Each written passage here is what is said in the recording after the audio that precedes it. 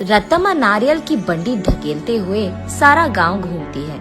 कोई भी उसके पास नारियल नहीं खरीद रहा। उस गांव के सारी गलियां ऐसे घूमती हैं कि उसके पैर भी थक गए। का बेटा, माँ भूख लग रहा है माँ, ऐसे पूछने पर उसे रोना आ जाता है और रत्तम्मा को पता नहीं चलता कि वो क्या करे। तब वो एक जगह उसकी बंडी रोककर एक नारियल काटकर, आज के लिए खाकर अपना पेट भर लो बेटा, कल अच्छा खाना खिलाऊंगी, ऐसे कहकर अपने बेटे को देखते हुए अपने जीवन को कोसती है। मगर वो दोष किसको मानेगी, रत्तम्मा को समझ में नहीं आता। एक समय में रत्तम्मा बाकी गांव वालों की तरह ही छोटे मोटे कूली का काम करती थी, लेकिन उसे लगता है कि उसे उसका मेहनत का फल नहीं मिल रहा। इसी दुख में वो दिन गुजारती थी। कुछ ही दिन पहले रत्तम्मा का पति पी पी कर मर गया।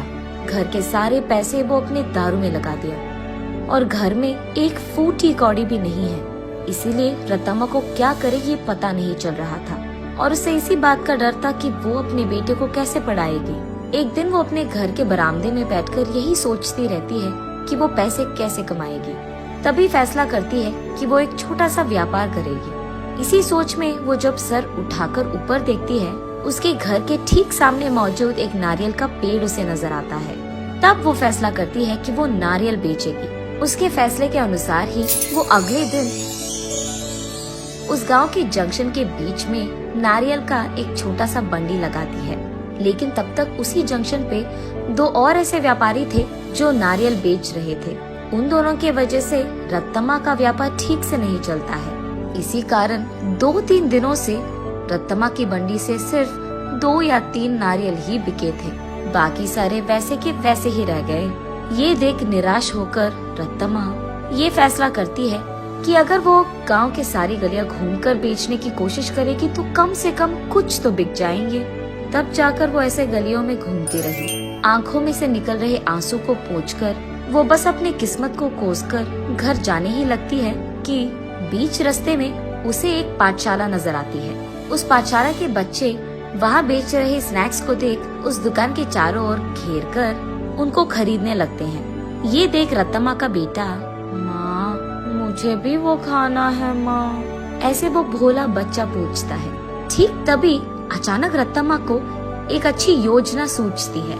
तब वो उसके बेटे से ऐसे कहती है, हमारे पास उसको खरीदने के पैसे नहीं है बेटा, लेकिन घर जाते ही मैं तुम्हारे लिए एक बहुत अच्छी मिठाई बनाऊंगी, ठीक है?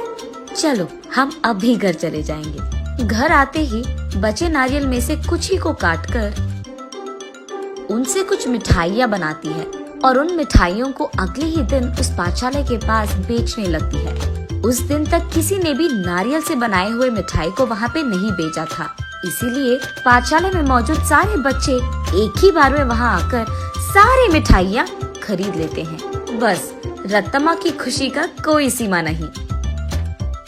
घर जाते ही वो नारियलों से दूसरी तरह की मिठाई बनकर अगले ही दिन वहाँ आकर उसे बेचती है। पिछले दिन की तरह ही बच्चे वहाँ आकर सारी मिठाइयों को खरीद लेते हैं। लेकिन कुछ बच्चे ऐसे पूछते हैं, आंटी कल जैसे मिठाई नहीं है क्या? कल लेके आऊंगा बेटा। ये कहकर घर पहुंचते ही अगले दिन के लिए नारियल से ही 2-3 प्रकार की मिठाइयाँ बनाती है। तीसरे दिन भी सारी मिठाइयाँ बिक जाती है। तब वहाँ मौजूद बाकी व्यापारी ये देख रत्तम्मा के पास आकर ऐसे कहते हैं, अम्मा कुछ मिठाइयाँ हमको भी बेचो, वो हमारे दुकान में बेचेंगे हम तुम्हें दुगना पैसे देंगे इनके लिए, ऐसे कहते हैं। ये सुनकर रत्तम्मा इस बार ज्यादा मात्रा में मिठाइयों को बनाकर अगले दिन वहाँ के व्यापारियों को बेचती है दुगने गुना में। बचे सारे पाठशाला के बच्चों को हमेशा की तरह बेचती है। ये देख बच्चे सारे वापस रत्तम्मा के पास ही मिठाइयाँ खरीदते हैं।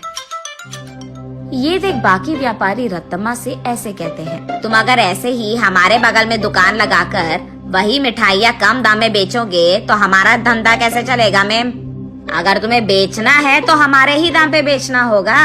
तब रत्तम्मा, लेकिन बच्चे इतने दाम पे कैसे खरीदेंगे? उस सब से हमारा कोई लेना देना नहीं।